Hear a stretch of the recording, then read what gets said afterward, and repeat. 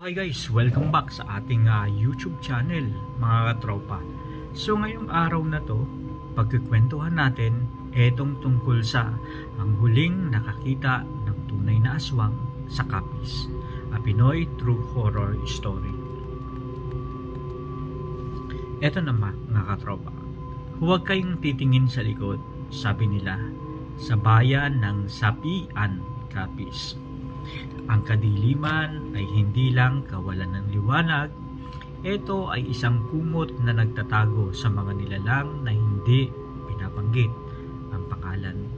Ngayong gabi, ibabahagi ko sa inyo ang isang kwento na ipinadala ng ating letter sender na itatago na lang natin sa pangalang Lito. Isang kwento tungkol sa isang transference o ang pagpapasa ng sumpang hindi natatapos sa kamatayan. Kung akala nyo ang aswang ay kathang isip lamang para takutin ang mga bata, ang kwentong ito ay magpapatunay na ang katotohanan ay mas nakakatakot kaysa sa pelikula. Taong 2015 nang umuwi si Lito sa Sapian para dalawin ang kanyang may sakit na lolo, si Lolo Efren. Sabi ng mga kapitbahay, huwag daw masyadong lalapit si Lito sa lolo niya dahil iba ang tingin nito. Pero hindi naniniwala si Lito. Para sa kanya, matanda lang ang lolo niya at kailangan ng kalinga. Isang gabi, bandang alas 12, naiwan si Lito ng mag-isang nagbabantay. Ang lolo niya ay hindi nakakapagsalita, pero ang mga mata nito nananatiling dilat at tila may sinusundan sa kesame. Napansin ni Lito isang kakaibang amoy, amoy ng nabubulok na karne na hinaluan ng malansang dugo. Biglang humawak si Lolo Efren sa braso ni Lito. Mahigpit na mahigpit. Hindi pang matanda ang lakas na yon. At sa unang pagkakataon, nagsalita ang lolo niya. Napaos ang boses. Lito, ayaw nila akong kunin hanggat wala akong pinapasa. Dito na nagsimula ang kilabot. May kinuha si Lolo Efren mula sa ilalim ng kanyang unan. Isang maliit na maitim na bato na parang itlog, pero tumitibok-tibok. Tila may buhay ang loob nito.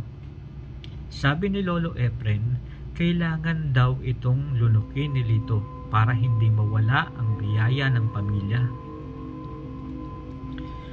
Tumanggi si Lito dito. Pero sa sandaling yun, naririnig niya ang isang napakalakas na kalabog sa bubong ng kanilang kubo. Kalabog ng kalabog ng kalabog. Parang may malaking ibon na nagtatangkang pumasok. Ang mga aso sa labas ay hindi matigil sa pagtahol. Tila umiiyak na parang nag-aalulong. Nagngungoy-ngoy sa sobrang takot. Sumilip si Lito sa siwang ng dingding. Doon niya nakita ang isang babae nakatayo sa ilalim ng puno ng saging. Ang buhok nito ay abot hanggang lupa at ang kanyang katawan dahan-dahang humahati sa dalawa. Ang itaas na bahagi ay nagsimulang lumutang habang ang mga bituka nito ay nakalaylay sa lupa. Hindi makapag-antay si Lito. Binitawan niya ang lolo niya at kumaripas ng takbo palabas.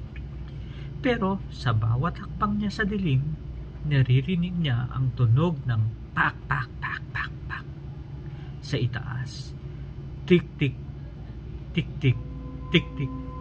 Habang papalapit ang tunog, ibig sabihin, malayo ang nilalang. Pero noong tumahimik ang paligid, doon niya nalaman na nasa likuran niya na ito. Sobrang takot ni Lito.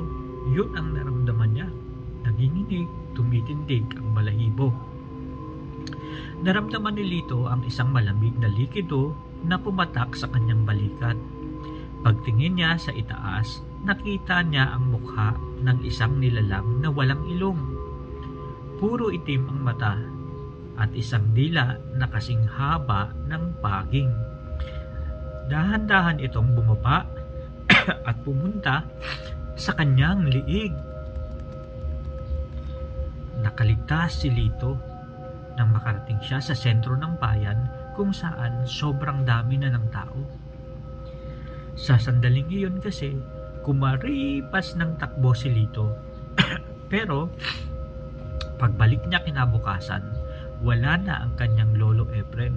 Wala na ring bangkay na nahanap. Ang tanging naiwan sa higaan ay ang itim na bato na ngayon ay basag na. Hanggang ngayon, naniniwala si Lito na ang biyaya ay naipasa na sa iba. Siguro sa isang kamag-anak o siguro sa isang tao na hindi inaasahan. Kayo, mga ka-horror, mga subscriber natin dito sa Pinoy True Horror Story, naniniwala ba kayo na ang Capiz ay sentro pa rin ng mga ganitong nilalang? O baka naman sila ay nasa tabi-tabi lang din natin, nag-aantay ng susunod na tagapagmana? I-comment nyo naman ang inyong opinion sa baba, at kung gusto nyo ng mas marami pang kwento mula sa Visayas, i-like ang video na ito at syempre mag-subscribe na rin kayo. Huwag kalimutan, ang gabi ay mahaba at hindi ka nag-iisa. Dito sa Pinoy True Horror Story, Gabi ng Lagim. Hanggang sa muli, maraming salamat.